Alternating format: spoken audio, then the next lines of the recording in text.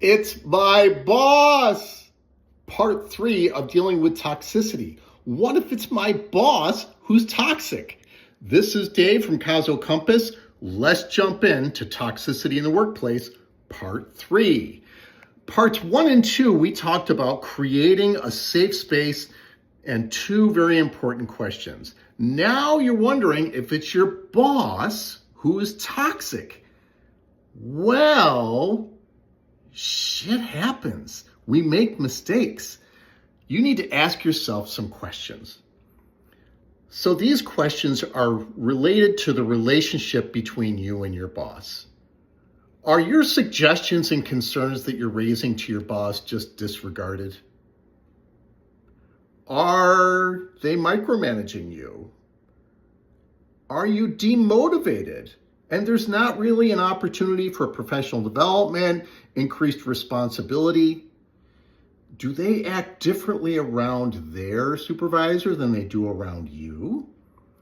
Do you feel insecure in your environment? Are your expectations unreasonable on you? And do they play favorites and badmouth others? If yes, you may have a toxic boss. The question is, do they care? So what can you do? Well, as I said before, people make mistakes and should be given the benefit of the doubt. With that said, try these steps and see if you can figure out if you're really in a bad toxic situation or if there's some redeemability within your circumstances. So the first thing you need to do is try to understand your boss's behavior, right? Think about the connections between things that are happening. Is it something that is logical and makes sense? Is it possible that I might be blowing this out of proportion a little bit? And then remember to go back to your safe space and have conversation with your colleagues, right? Your trusted colleagues, your trusted partners. Now, let's say that you decide to move forward because you think, yeah, there's some toxicity here. Try giving feedback. Let them know your experience. Once again, you want to give them the benefit of the doubt, and you may find that they do not realize what they're doing.